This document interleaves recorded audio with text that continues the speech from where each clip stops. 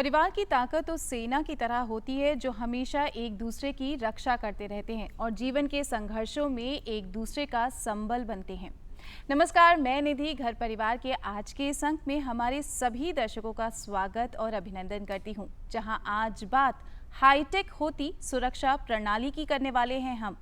तो चलिए जल्दी से जानते हैं हमारा आज का विषय।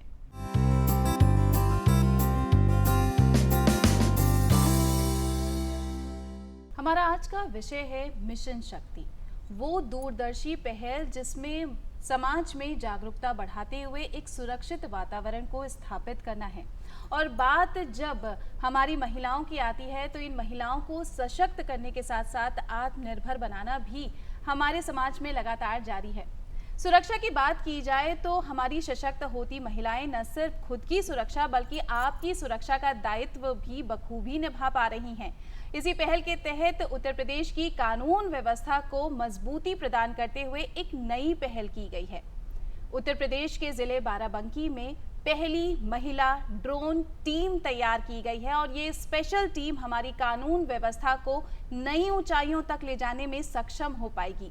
क्या कुछ खास होने वाला है इस स्पेशल टीम में, क्या काम होगा और कैसे ये पायलट महिला ड्रोन टीम आगे जिलों में और महिलाओं को भी सशक्त बनाने का कार्य करने वाली है, इस पर डिटेल चर्चा करने के लिए आज हमारे स्टूडियो में मौजूद हैं उत्तर प्रदेश बाराबंकी जिले के एडिशनल एसपी आईपीएस ऑफिसर चिरंजीव नाथ सिन्हा जी। सर, आपका बहुत बहुत स्वागत है हमारे कार्यक्रम में। जी नमस्ते। स्पेशल ड्रोन टीम जो पहली यूपी की पहली महिला ड्रोन टीम बनी है, स्पेशल पायलट टीम की निरीक्षक भी आज हमारे साथ मौजूद हैं कुमारी रत्ना जी। मैम, आपका बहुत बहुत स्वागत है हमारे इस कार्यक्रम में। तो सर, हम मिशन शक्ति के बारे में सबसे पहले बात करना चाहेंगे। ये योजना, ये अभियान, इसके बारे में थोड़ा सा संक्षेप में हम चाहेंगे कि आप हमारे दर्शकों को बताएं। जी अवश्य। मिशन शक्ति का ये 5वां फेज है और ये पूरे यूपी में माननीय मुख्यमंत्री जी के निर्देश पे शुरू किया गया है और इसे सभी समस्त जो हमारे यूपी के 75 डिस्ट्रिक्ट्स हैं सभी में स्टार्ट किया गया है। मिशन शक्ति का उद्देश्य, जैसा कि आपने बताया, कि हमारी जो नारियां हैं, बहनें हैं, माताएं हैं, बेटियां हैं, वो अपने आप में कॉन्फिडेंस महसूस करें, उनको लगे कि ये पूरा का पूरा सिस्टम उनके साथ है और राष्ट्र की प्रगति में वो भी बराबर की हिस्सेदार हैं। और निश्चित तौर पे आप देखिएगा कि आज के देश में, आज के कॉन्टेक्स्ट में, वो किसी भी मायने में पीछे नहीं है। आप देखिए, आप 10th का 12वीं का परिणाम देखिए तो they are better performing than our boys. इसका वजह है कि उनके अंदर में अब ये भाव जग गया है कि हम इस देश को टॉप पे ले जाएंगे, पूरे विश्व में टॉप पे ले जाएंगे। और इसके लिए चूँकि सिक्योरिटी बहुत आवश्यक होता है मैम, और we are trying our best कि हम उनको सबसे अच्छी सिक्योरिटी दें। उनको महसूस हो कि रात के 12 बजे, सुबह के 4 बजे या दिन में 24 घंटे किसी भी समय वो कॉन्फिडेंट है, वो अपनी ड्यूटी पे जा सकती हैं, अपना काम कर सकती हैं, वो अपनी स्टडी कर सकती हैं, चाहे वो घर हो या बाहर हो, वो सुरक्षित है। सेफ्टी सबसे बड़ी प्रायोरिटी बन गई है और यही कोशिश की जा रही है मिशन शक्ति के तहत कि सेफ्टी को और बेहतर बनाया जा सके।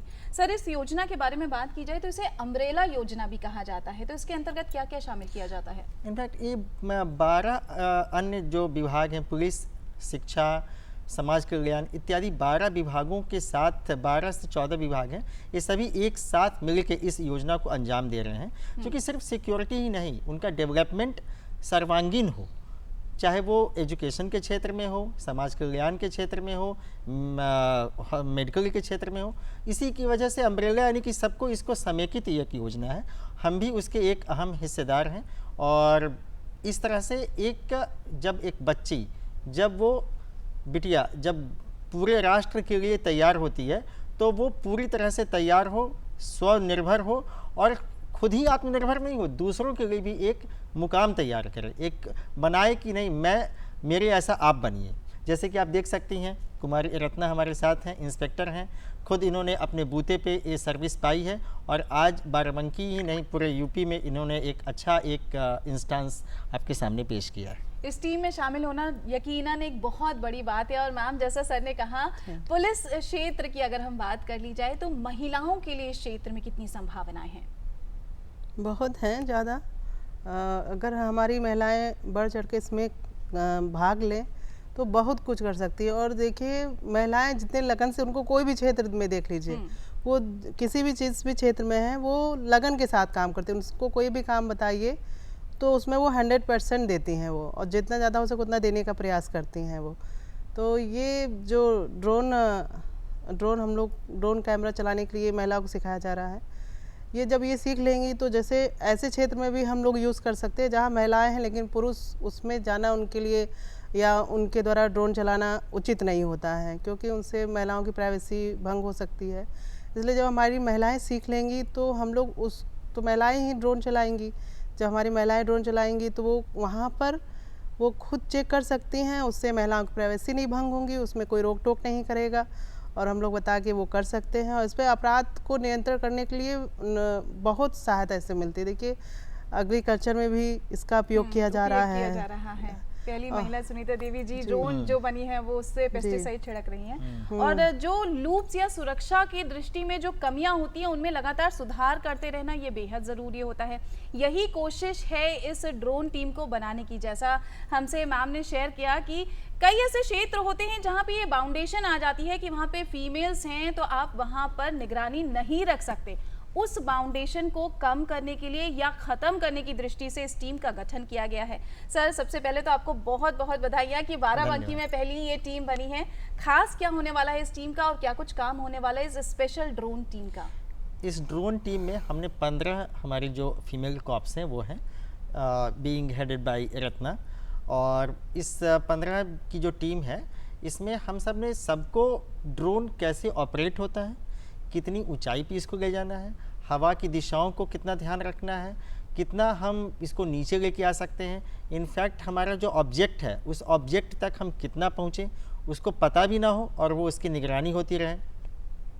दूसरी बात कि जब कभी ऐसा क्राउडेड इन्वायरमेंट है, जैसे आप कह सकते हैं कि कोई फेयर है या तो वहाँ पर हम किस तरह से उसको सेफ्टी के साथ उसको वहाँ पे हैंडल वहाँ पे कर सकें, और कम से कम समय में हम अपने जो ऑब्जेक्ट है कि यदि कोई व्यक्ति वहाँ पे, मानिए कि कोई एक महोत्सव है और वहाँ पर कोई एक हमारी लेडीज जाती हैं, वहाँ पर कोई उनके साथ कोई बात ना हो, तो चूँकि वो एक तीसरी आई के रूप में काम करता है, तो हमको यदि वो पूरे रियल टाइम उस समय हमें फीड प्राप्त होता रहता है। यदि किसी ने भी ऐसी हिमाकत की, ऐसे तो करेंगे ही नहीं, और यदि की तो हम उसको उसी समय में उसको कैच करें, उसके विरुद्ध कार्रवाई करें। तो ये सब चीज़ों का एक फ़ायदा होता है। दूसरा कि जैसा कि अभी आपको रत्ना ने बताया कि जब वे खुद देखेंगी तो वो चूँकि उनको पता है कि कौन सा व्यक्ति किस तरह की एक्टिविटी कर सकता है, जैसा कि यदि कोई फीमेल कॉप है, तो एक उद्देश्य यही था कि ख़ास तौर पे हम अपनी जो बेटियां हैं, बहनें हैं, उनकी सिक्योरिटी को और स्ट्रेंथन करें। और ख़ास तौर पे जब मैं सोचता हूँ कि सुनीता विलियम्स जी आप अंतरिक्ष में जा सकती हैं, इतने महीनों से वहाँ पे हैं, संघर्ष में भी हैं और भारत का नाम विश्व में पूरा ऊंचा किए हुए हैं, तो why not the drone team. Drone कोई एक रॉकेट साइंस तो है नहीं और हुआ नहीं था, लेकिन जब हम सब ने शुरुआत किया तो मैं आपको मैम बताना चाहूँगा कि प्रथम फर्स्ट डे से ही मैंने देखा कि इनमें जो उत्साह था, उसमें जो आप कह सकते हैं कि एक सीखने की एक उत्कट भावना थी, वो गजब की थी। और सब ने कहा कि नहीं मैं भी सीखूंगी। ये 15 तो मैंने बहुत सेलेक्ट किया। मुझे लगता है कि यदि मैं सबको ऑप्शन देता तो सब सीखना चाहते हैं। यस सर, ये भी बहुत बड़ी चीज़ है कि महिलाएं लगातार सीखना चाहती हैं, ये सीखने की भावना है, लेकिन मौका मिलना चाहिए। और अगर मौका देने वाले लोग मौजूद हैं तो महिलाएं कभी भी चूक नहीं सकती परचम लहराने से। इसका साक्षात उदाहरण है हमारी ये स्पेशल ड्रोन टीम। आज हमने लगातार बात की मिशन शक्ति के बारे में, जहां ढेर सारी जानकारियां हमने आप तक पहुंचाई हैं। पहली महिला ड्रोन टीम के बारे में, जो 15 सदस्यीय ये टीम बनी है, इसकी क्या कुछ खासियत होने वाली है और कैसे कानून व्यवस्था को ये और मजबूती प्रदान करेगी। अब कार्यक्रम में आगे बढ़ चलते हैं और देखते हैं हमारा सेगमेंट हम हैं कुछ खास, जहां लगातार बात हम करते हैं कुछ खास सकारात्मक शख्सियत के बारे में। साझा करते हैं ऐसी कहानियां जो आपको आपके जीवन में प्रेरणा दे सके। बस ऐसी ही एक नई कहानी के साथ और उनके जीवन के कुछ किस्सों के साथ चलिए आज फिर आपसे रूबरू करवाते हैं।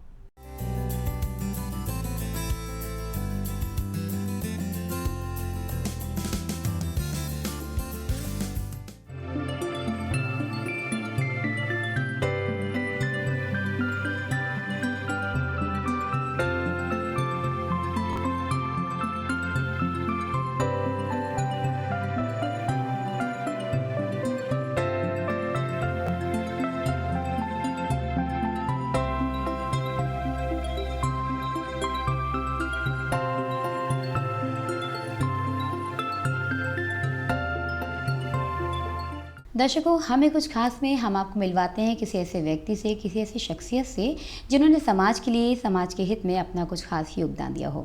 ऐसे ही हमारे आज के खास मेहमान हैं श्री राम प्रवेश जी, जिन्होंने अपने घर में खूबसूरत सा गार्डन तैयार किया है, जो देखने में बहुत ही आकर्षक और मनमोहक होने के साथ ही हमें प्रकृति के बेहद करीब भी ले जाता है। आज के वर्तमान समय में बढ़ते शहरीकरण के साथ ही हम प्रकृति से दूर होते जा रहे हैं। शहरों की ओर बढ़ती आबादी और बड़े पैमाने पर वृक्षों की कटाई के चलते हम सभी स्वच्छ वातावरण और अपनी प्रकृति से वंचित हैं।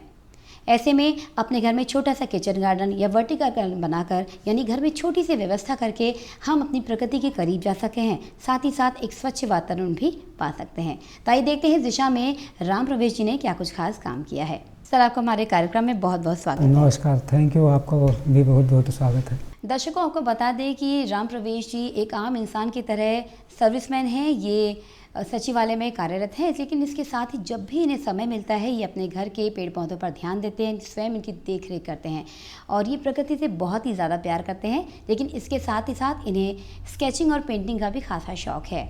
तो इससे पहले कि हम आपकी गार्डनिंग के बारे में आपसे जानें, हम चाहेंगे आप बताएं कि आपका शुरुआती समय कैसा था, कहाँ से आपको इतना रुझान हुआ कि आप प्रकृति के इतने करीब चले गए? प्रकृति से मतलब पहले से ही किसानी करते हुए जो है रहा है। यहाँ आए जब 2008 में हमने घर बनवाया तो उस समय मैंने बाहर एक लॉन भी बनवाया था, लेकिन दीमक के कारण जो है उसको हटाना पड़ा। और उसके बाद जो है धीरे धीरे जब छत बनी तो फर्स्ट फ्लोर पर पहले तो करीब 150-200 गमले थे, उसके बाद से धीरे धीरे बढ़ने लगे।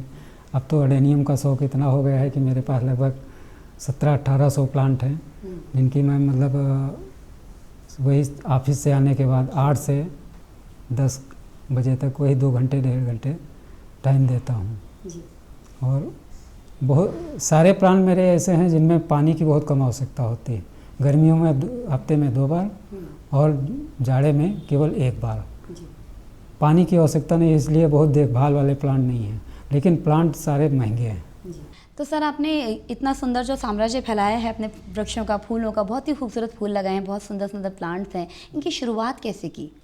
खेती से लगाव होने के कारण जो है मेरे पास पौधों की संख्या धीरे धीरे फिर तो फर्स्ट फ्लोर पर पहले था तो 100-150 ही गमले थे। उसके बाद जब इस साल घर बनवाया मैंने तो मेरे पास करीब 1700-1800 प्लांट हैं, जो कि अडेनियम के हैं, कल्पवृक्ष हैं, सारे बता दें। और कई प्लांट हैं, अच्छे प्लांट हैं और महंगे प्लांट हैं। तो सर, आपके पास जो वैरायटी है इतने सारे प्लांट्स की, इनकी आप देख रेख कैसे करते हैं? इसकी आपने कहीं से कोई ट्रेनिंग ली है? नहीं, ट्रेनिंग नहीं ली है। ट्रेनिंग कहीं नहीं ली मैंने, सिर्फ अपने आप ही सब होता गया, क्योंकि सारे मेरे रेगिस्तानी पौधे हैं, मैक्सिमम रेगिस्तानी पौधे हैं, जिनमें पानी का तो कम डालना पड़ता है, कभी कभार ही डालना पड़ता है, हफ्ते में 2 बार हो गया, 3 बार हो गया। बाकी खाद पानी तो वही संडे को जब छुट्टी मिलती है तो वो करते हैं, इसके अलावा। तो कुछ ऐसे खास प्लांट्स के आप नाम बता सकते हैं और उनकी खासियत के बारे में? नाम जैसे अडेनियम का एक तो हो गया। अडेनियम में 2 वैरायटी होती हैं, एक तो अवेसम होती है, दूसरी अरेबिकम। अरेबिकम में कई क्वालिटी होती हैं तो, और अवेसम में एक ही क्वालिटी होती है। अवेसम में फूल बहुत खिलते हैं और इस पे ग्राफ्टिंग भी हो जाती है। जैसे कलर्ड पौधे आपने मैंने दिखाया था, तो कलर्ड पौधों में जो है ग्राफ्टिंग, वो दूसरे पौधे की ग्राफ्टिंग उस पर की जाती है। तो ग्राफ्टिंग भी 2 प्रकार, एक तो छोटा सा कट करके होती है और एक वी ग्राफ्टिंग। तो सर, जैसा कि आपने ग्राफ्टिंग के बारे में बताया, हम चाहेंगे बताएं कि ग्राफ्टिंग करते समय किन छोटी छोटी बातों का ध्यान रखना चाहिए? ग्राफ्टिंग करते समय बस 2-3 चीज़ों का ध्यान रखना चाहिए। जैसे एक तो ब्लेड नहीं हो, शार्प ब्लेड हो। दूसरा जो है टेप अच्छी क्वालिटी का होना चाहिए, क्योंकि कई टेप होते हैं जो खींचने पर टूट जाते हैं, तो टेप अच्छी। बाकी ऐसा कुछ नहीं है। ग्राफ्टिंग में बस यही खास ध्यान रखना है कि उसमें ब्लेड नहीं हो बस। तो सर, जो आप ग्राफ्टिंग करते समय टेप का यूज़ करते हैं, आपने बताया टेप लगाते हैं, तो वो लगभग कितने दिनों तक रहती है? टेप मुश्किल से 5 या 6 दिन। 6 दिन में वो जैसे ही उसमें कल्ला निकलना शुरू हो जाए उसको आप निकाल सकते हैं, उसमें कोई दिक्कत नहीं है। तो दर्शकों, अभी हमने देखा कि किस तरह से ग्राफ्टिंग करते समय छोटी छोटी बातों का हमें ध्यान रखना चाहिए। आइए देखते हैं कि ग्राफ्टिंग किस प्रकार की जाती है।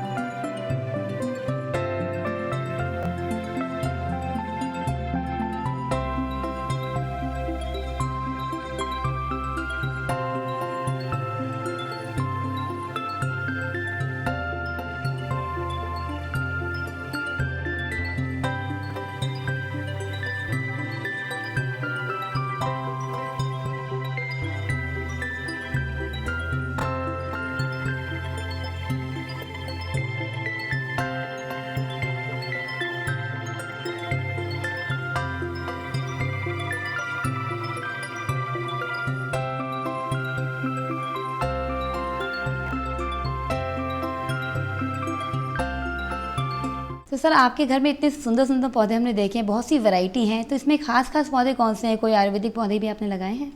मेरे पास कल्पवृक्ष के प्लांट है, 4 या 5 पौधे हैं मेरे।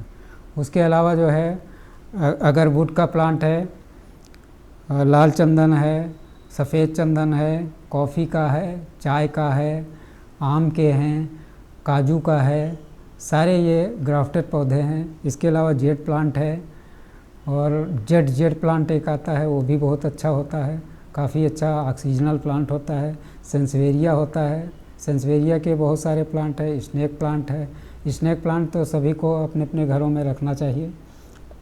ये आंतरिक पौधा है, ऑक्सीजनल प्लांट है, इसलिए सबको घर में रखना ज़रूरी होता है।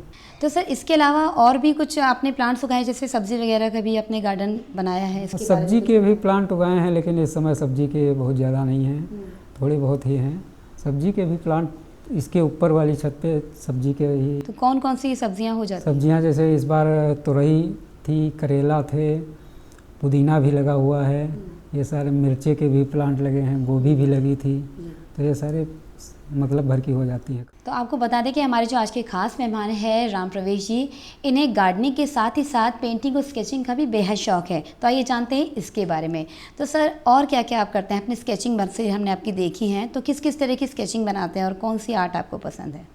मैम हमको सभी आर्ट पसंद है, और जैसे मेरे पिताजी आर्टिस्ट थे, प्राइमरी टीचर थे, तो उन्हीं का थोड़ा बहुत अंश मेरे में है, तो उसी से हर प्रकार की आर्ट आती है। जैसे स्केचिंग भी कर लेता हूँ, बाकी जो है जैसे क्राफ्ट है, वो भी क्राफ्ट कला भी आती है थोड़ी बहुत।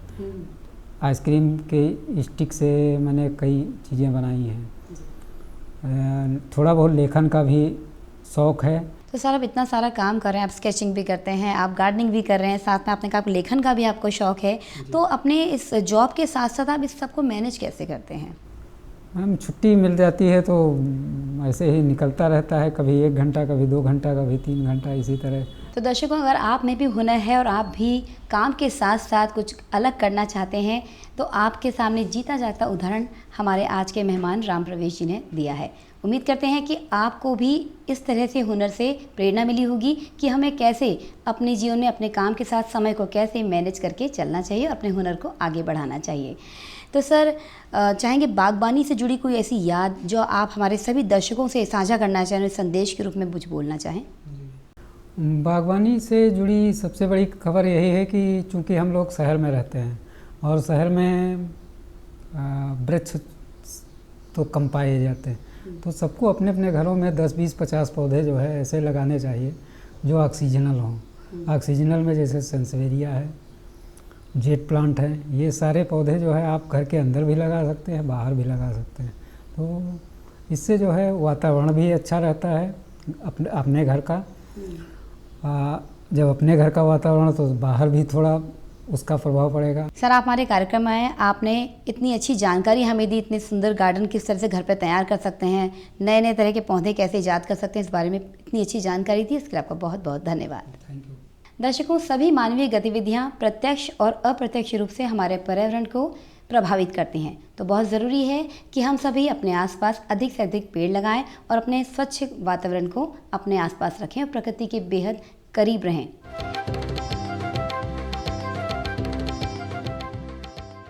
तो उम्मीद करते हैं कि आप भी अपने जीवन में लगातार आगे बढ़ते रहेंगे और जीवन के संघर्षों से डरेंगे नहीं, बल्कि उनका डटकर सामना करेंगे। मैम, आपके सिलेक्शन की बात की जाए तो क्योंकि जैसा सर ने कहा स्पेशल 15 लोग सिलेक्ट किए गए हैं, तो इस टीम में शामिल होना अपने आप में एक बहुत बड़ी बात है। आपकी चयन प्रक्रिया क्या रही, कैसे आपका सिलेक्शन हुआ? सर ने प्रोग्राम बनाया कि महिलाओं को कुछ नया सिखाया जाए, तो सर ने कहा कि ड्रोन टीम एक तैयार की जाए, लड़कियों को सेलेक्ट कीजिए। तो मैंने लड़कियों को सेलेक्ट किया, सर ने भी देखा, फिर सर ने पूछा सब लोग सीखना, सभी लड़कियों ने कहा कि हाँ सर ज़रूर सीखना चाहेंगे। सर ने सेलेक्ट किया कि आप इस टीम की प्रभारी रहेंगी, आपको भी सीखना है और महिलाओं को भी सिखाना है। तो हम लोग ने सीखना शुरू किया। वाकई बहुत अच्छा है ये, इससे टारगेट को सेट करने में भी बड़ा अच्छा। इसमें किसी पायलट की ज़रूरत नहीं है, आप खुद सीख के खुद चला सकते हैं। इसमें किसी रॉकेट साइंस की ज़रूरत नहीं है, इसमें सिर्फ टारगेट को सेट करना है और इतनी आसानी से 2-3 दिन में ही लड़कियों ने सीख लिया। ड्रोन को उतारना चढ़ाना, हवा के अनुरूप चलाना, पेड़ से बचाना है। ये भी है कि अगर जैसे हमें कोई टारगेट सेट करना है तो हम इसको किसी टंकी पे भी उतार सकते हैं, पेड़ पे भी उतार सकते हैं, उस ड्रोन को वॉच करने के लिए रख सकते हैं। उसके पार्ट्स के बारे में भी लड़कियां काफ़ी सीख गई, सभी लोग जान गई हैं। तो मतलब जब ये सीख रहे हैं तो हम लोग ये सर ने ये भी कहा है कि जैसे अब हमारी टीम एक तैयार हो ही गई है, लगभग तैयार हो गई है, तो हम लोग अब स्कूल की, कॉलेज की भी लड़कियों को जो इंटर हाई स्कूल में है उनको भी लाएंगे, और हमारी जो टीम बनी है उस टीम से एक एक लड़की जो है उन महिलाओं को, उन बच्चियों को सिखाएंगी ताकि वो भी सीखें। और ये स्कूल के जो टीचर्स हैं, प्रिंसिपल हैं, उनकी भी मीटिंग की जाएगी सर के द्वारा, ताकि वो इस चीज़ को कॉलेज में लाएं और लड़कियों को ये सब भी सिखाएं। तो इससे जब लड़कियां सीखेंगी, हमारी बच्चियां और स्कूल की जो हैं, तो वो उनके अंदर ये एक नया उत्साह भी होगा कि हाँ, हम लोग के लिए ये भी किया जा रहा है। तो इंटरेस्ट, जैसे इस चीज़ों के जो इस टाइप की चीज़ें होती हैं उसमें इंटरेस्ट लड़कियां लेती हैं बहुत ज़्यादा। तो उनको जब ये सीखने में इंटरेस्ट जब बढ़ेगा तो वो और भी चीज़ें सीखना चाहेगी और उनको बहुत अच्छा लगेगा। और जैसे पुलिस, जब पुलिस का भी साथ मिल जाता है तो लड़कियों को भी बहुत अच्छा लगता है। हमारे यहाँ महिलाएँ, जैसे हम लोग जाते भी प्रोग्राम करने मिशन शक्ति का, तो उसमें जो छोटी बच्चियाँ होती हैं, लड़कियाँ होती हैं, उनको बहुत अच्छा लगता है। तो हम लोग से बहुत सारी बातें शेयर करती हैं, हर तरह की बातें शेयर करेंगी, हर क्वेश्चन पूछेंगी। तो इससे ये लगता है कि मतलब कि उनको हमारा साथ मिलता है तो वो भी आगे कहीं बढ़ने की कोशिश करती हैं, उनके अंदर भी एक आत्मविश्वास जगता है। और वो भी, कुछ लड़कियां उसमें बताती कि हम भी ऑफिसर बनेंगे, हम भी पुलिस विभाग में जाएंगे, ये भी वो बताती हैं। तो मतलब बहुत अच्छा लगता है। तो हम लोग ने ये किया है। अब हमारी ये टीम तैयारी हो गई है, अब एक टीम कॉलेज से भी तैयार करना है हर लड़कियों की। It in fact it is a technology empowerment, Exactly. कि जो समाज है वो भी जाने। जी। यदि जैसे आज के समय में यदि हम बच्चियों को भी सिखा दें, और वो कहते हैं ना कि यदि हम कोई तैयारी की स्थिति में रहें, यदि हमारी टीम की समझिए कि वो भी एक सदस्य हो जाएंगी, कभी हमें उनकी आवश्यकता हुई तो हम उनके टीचर से, प्रिंसिपल से पूछ के हम भी उनको समाज के रचनात्मक कामों में उनका सहयोग दे सकते हैं, जो बिना वर्दी के जो वॉलंटियर तरीके से आपके साथ दे सके। और ये ना सिर्फ आप समाज के लिए अच्छा कर रहे होते हैं, बल्कि आप अपनी सुरक्षा को भी सुनिश्चित कर रहे होते हैं। जैसे कि हमारी महिलाएं लगातार संघर्षों का सामना करते हुए आगे बढ़ रही हैं और आत्मनिर्भर बन रही हैं, और उनकी इस कोशिश में प्रशासन भी लगातार साथ दे रहा है।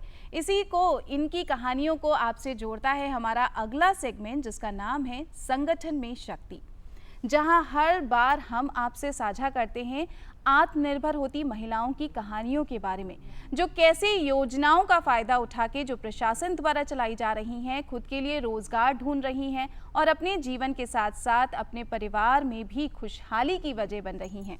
ऐसी ही एक बेहतर होते गांव की कहानी और आत्मनिर्भर होती महिलाओं की कहानियों को आपसे जोड़ते हैं हमारे इस सेगमेंट में।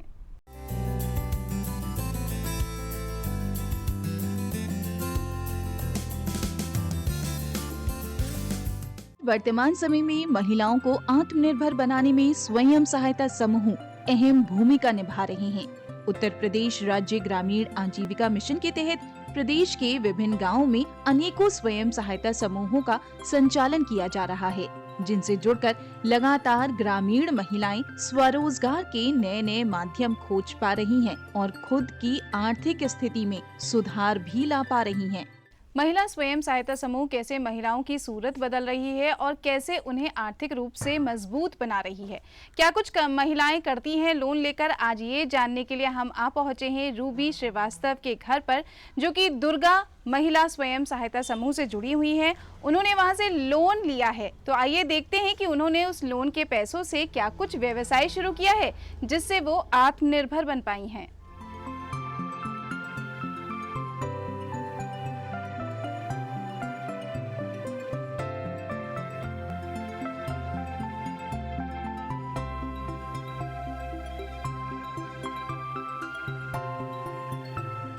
जी, मेरा नाम रूबी श्रीवास्तव है। मैं दुर्गा प्रेरणा से समूह से जुड़ी हुई हूँ। वहाँ से मुझे बहुत सपोर्ट, बहुत सहयोग मिला है। वहाँ से मैंने 50,000 रुपया लिया है और उसको कहते हैं मेरे हस्बैंड कुछ नहीं करते थे। उसके बाद मैंने वेल्डिंग मशीन लिया है। मेरे हस्बैंड कहते हैं वेल्डिंग का काम करते हैं और कहते हैं उसी से काम करके मैंने कहते हैं पैसे भी जमा कर दिए हैं पूरे। उसके बाद मैंने 20,000 रुपये लिए हैं, जिससे मैंने कहते हैं जनरेटर कहते ख़रीदा है और उसका भी पैसे मैंने जमा कर दिया है। अब कहते हैं उसके बाद मैंने 20,000 रुपये फिर लिया था, फिर हमने कहते छोटा सा वेल्डिंग मशीन लिया है और उसका भी पैसा मैंने जमा कर दिया है। मेरा नाम अभिषेक श्रीवास्तव है और मैं पहले छोटा मोटा काम करता था, फिर बाद में मेरी वाइफ ने मुझे बताया समूह से लोन लेने के लिए मैं तैयार हुआ और मुझे बहुत खुशी है कि मेरी वाइफ ने मेरा सपोर्ट किया, प्रेरणा स्रोत ने मेरा बहुत सपोर्ट किया। मैं इस क्षेत्र में अब आगे बढ़ रहा हूँ। तो वहीं समूह सखी उषा कश्यप भी हमेशा से ही गृहिणी से भिन्न स्वयं की एक अलग पहचान बनाना चाहती थी और उनके इस सपने को साथ मिला गांव के दुर्गा स्वयं सहायता समूह का, जिससे जुड़कर उषा ने न सिर्फ प्रशासन की योजनाओं के बारे में जाना बल्कि उनका लाभ लेते हुए स्वरोजगार के लिए समूह से आर्थिक मदद भी ली। समूह से जब से मैं जुड़ी हूँ तब से हमारी स्थिति इतनी अच्छी हो गई है, बदल गई है। सरकार से हमको लाभ मिला, उस लाभ से हमने अपना पैसे ले करके ब्याज पर और अपना लोन ले करके काम करना स्टार्ट किया। उसमें हमारी मदद करते हैं हमारे पति और हमारे बेटे। कहीं पे भेज देती हूँ तो वो अपना ऑर्डर दे आते हैं। स्वयं सहायता समूह का कार्य ही यही है और प्रशासन का प्रयास भी यही। बस प्रशासन के इन्हीं प्रयासों की इस सफलतापूर्वक कहानियों को आप तक हम आगे भी साझा करते रहेंगे। अभी हम इस सेगमेंट से लेते हैं आपसे अलविदा।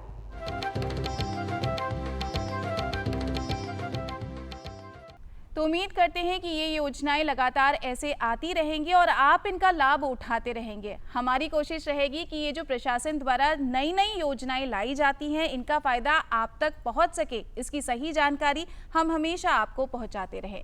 सर, ड्रोन की बात की जाए, क्योंकि ये बिल्कुल नई टेक्नोलॉजी है, हाईटेक टेक्नोलॉजी है, इससे क्राइम रेट में कितना फ़र्क आ जाएगा और ये जो स्पेशल टीम बनाई गई है इसका क्या कुछ काम होगा? देखिए, निश्चित तौर पे इसमें क्राइम कंट्रोल तो होगा ही। अभी हम सब ने, अब जो मेरे रिसोर्स पार्टनर हैं Milind ji, he is known as the drone man of India, तो उनके द्वारा हम लोगों ने अपनी एक जो टीम है और इससे ट्रेनिंग भी कराई है। उसमें है कि यदि हमने एक, मानिए कि एक ऑब्जेक्ट है, ये ऑब्जेक्ट मूविंग है और इस मूविंग ऑब्जेक्ट पे हमने अपना कैमरा फिक्स कर दिया ड्रोन। यदि ये ऑब्जेक्ट है यानी कि ये कुछ बदमाशी, उनकी he can do something that is not good, तो एक्सेप्टेबल है, तो वो जहाँ जहाँ वो जाएगा वो ड्रोन उसके पीछे पीछे उसको कैरी करेगा, उसके पीछा करेगा वो, ताकि उसकी एक्टिविटी कंटिन्यू रिकॉर्ड हो। अब मानिए जैसे होता है ना कि अभी तो हम ड्रोन को वैसे ऑपरेट किया, लेकिन यदि हमने ऑब्जेक्ट पे ही फिक्स किया तो वो जहाँ जहाँ जाएगा उसका पीछा करेगा। तो हम इसको पूरा जो है ट्रैकिंग करा सकते हैं इसका। अब वो ट्रैकिंग डिवाइस पे हमारे हैं और वो हम किसी कैमरे पे, जैसे ट्रैक हो रहा है मानिए कि आपका हजरतगंज चौराहे पे, हम यहाँ पे रियल टाइम पे उसको स्क्रीन पे देख सकते हैं, ठीक है, जो हमारा ITMS का केंद्र है, हमने उसको ये शेयर किया, हम यहाँ से बैठे बैठे देख सकते हैं कि अच्छा वो अभी उसने यहाँ पे चौराहे को क्रॉस किया, अब इसके बाद ये DSO चौराहे पे आएगा, इसके बाद वो यहाँ पे आएगा। यदि जहाँ पर भी उसने ऐसा किया तो हम उसको इंटरसेप्ट कर सकते हैं। दूसरी बात यह है कि जब आप कभी कभी क्या होता है ना कि जब आप ड्रोन से देखते हैं तो 50 फीट, 100 फीट, 200 फीट की हाइट से आप देखते हैं। सामान्य तौर पे आप ज़मीन से देखते हैं तो आपका जो सीधी रेखा होगी वो 90 पे होगी या 45 पे होगी, हम एक सीमित चीज़ को देख सकते हैं। ड्रोन से हम पूरा एक कंपोजिट व्यू देखते हैं, तो उस कंपोजिट व्यू में हमें एक बेटर एस्पेक्ट प्राप्त होता है कि अच्छा यही व्यक्ति है वो।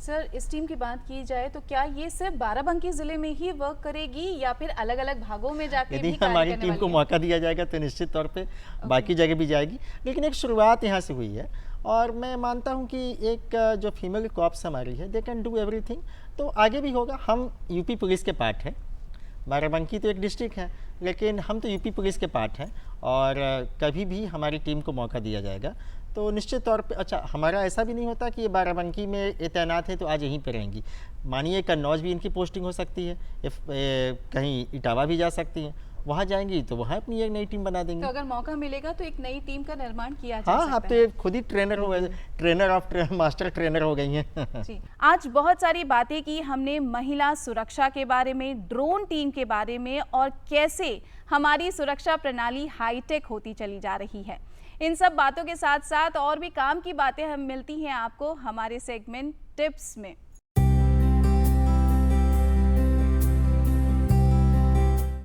तो चलिए आज जानते हैं टिप्स में सर्दियों के सुपर फूड्स के बारे में।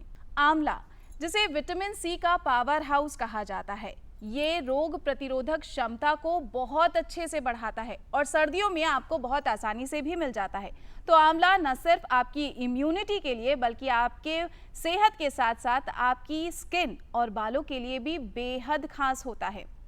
वहीं बात की जाए तिल की, ये छोटे से बीज जिनकी तासीर गर्म होती है लेकिन सर्दियों के लिए एकदम सही होते हैं। ये गठिया और जोड़ों के दर्द में फायदेमंद होते हैं। तो तिल का सेवन तिल के लड्डू के रूप में या खाने के ऊपर बुरक कर आप कर सकते हैं। वहीं बात की जाए विंटर्स की, तो हरे पत्तेदार सब्जियां बहुत आसानी से आपको प्राप्त हो सकती हैं, जैसे मेथी या पालक। इन्हें अपने खाने में ज़रूर शामिल करें क्योंकि ये आपकी रोग प्रतिरोधक क्षमता को बढ़ाता है। केसर, ये कीमती सा दिखने वाला मसाला आपके लिए बहुत काम की चीज़ हो सकता है क्योंकि इसमें हार्मोनल बैलेंस करने की शक्ति पाई जाती है। तो गरम गरम दूध में या फिर चाय में कुछ रेशे अगर आप केसर के डाल लें तो ये सर्दियों में आपकी सेहत को और अच्छा करेंगे। साथ ही साथ अगर आपका मूड खराब है तो ये मूड अपलिफ्ट करने में भी मददगार साबित होते हैं। वहीं सर्दियों का सुपर फूड या सुपर स्नैक कहा जाता है मूंगफली, जिसको खाने का आनंद हर कोई लेता है। लेकिन आपको पता है मूंगफली सर्दियों का बादाम भी कहा जाता है। इसकी तासीर गर्म होती है और आपको कोल्ड और कफ से बचाने में भी ये मददगार साबित होता है। इसके अलावा इन सर्दियों में आपको बहुत आसानी से चुकंदर मिल जाएगा जो एंटीऑक्सीडेंट माना जाता है। चुकंदर आपकी बॉडी में रक्त प्रवाह को बढ़ाने में और उसे सही रखने में मदद करता है। तो इसका सेवन भी आप सलाद के रूप में या चुकंदर के जूस के रूप में ले सकते हैं। तो उम्मीद करते हैं कि इन सर्दियों में आप इन सुपर फूड्स को अपनी डाइट में ज़रूर शामिल करेंगे और सर्दियों में होने वाली दिक्कत से बच सकेंगे।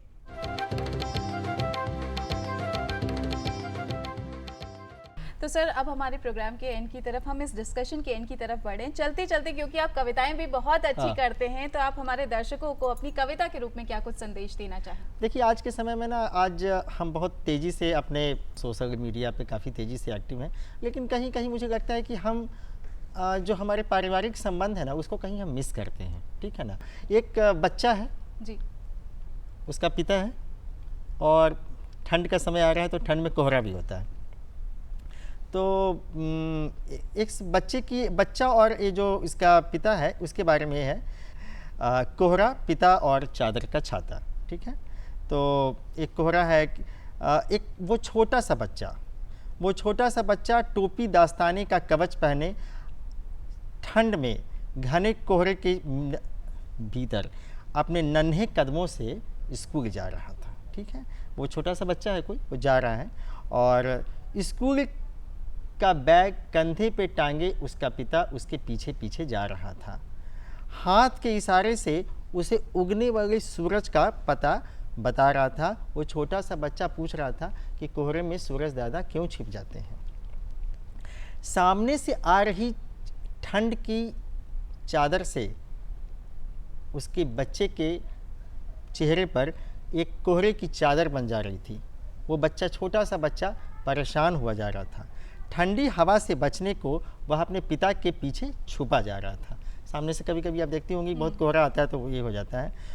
और तब पिता क्या करता है कि आप ये सोचिए कि आज के समय में पिता, जो हम पिता की भूमिका की बात यदि करें तो, कि वृक्षों से झरती हुई ओस के बूंदों से अपने बच्चे को बचाने हेतु वो एक साधारण सा इंसान, वो एक बाप, अपने कंधे पर टांगे हुए चादर का चंदोबा अपने बच्चे पे ढाके जा रहा था और उसे अपने बच्चे को भविष्य के लिए, वो अपने बच्चे को भविष्य के लिए अपने आप को उस पर समर्पित किए जा रहा था। सर, बहुत खूबसूरत बॉन्ड को आपने डिस्क्राइब किया है। साथ ही साथ आज इस स्पेशल टीम के बारे में ये सारी जानकारियां देने के लिए आपका बहुत बहुत धन्यवाद। मैं आप सभी का बहुत बहुत धन्यवाद कि आपने हमें अवसर दिया और निश्चित तौर पे हम इससे भी अच्छा कुछ न कुछ करके आपको दिखाएंगे। धन्यवाद। तो आज बहुत सारी बातें हमने सुरक्षा प्रणाली के बारे में की, जो हमारी पहली महिला ड्रोन टीम बनी है, इनके सदस्यों से आपको रूबरू कराया और इस पे ढेर सारी जानकारियां हमसे साझा की। उत्तर प्रदेश के बाराबंकी जिले के एडिशनल एसपी चिरंजीव नाथ सिन्हा जी ने, और साथ ही साथ इस टीम की निरीक्षक कुमारी रत्ना जी आज हमारे साथ मौजूद रहीं। तो भाई सुरक्षा लगातार बढ़ती चली जा रही है और जैसे जैसे क्राइम पैर पसार रहा है वैसे वैसे ही हमारी सुरक्षा प्रणाली भी कोशिश कर रही है कि उतनी हाईटेक बन सके ताकि इस पे समय रहते कंट्रोल किया जा सके। लेकिन साथ ही साथ आपकी जिम्मेदारी है, अगर आपके आसपास कहीं कुछ गलत हो रहा है, आपकी नज़रों के सामने है, तो उसके खिलाफ आवाज़ उठाइए, सतर्क रहिए। इसी उम्मीद के साथ फिर एक नए विषय के साथ हम आपसे करेंगे जल्द मुलाकात। फिलहाल घर परिवार से इस वक्त हम लेते हैं इजाजत। नमस्कार।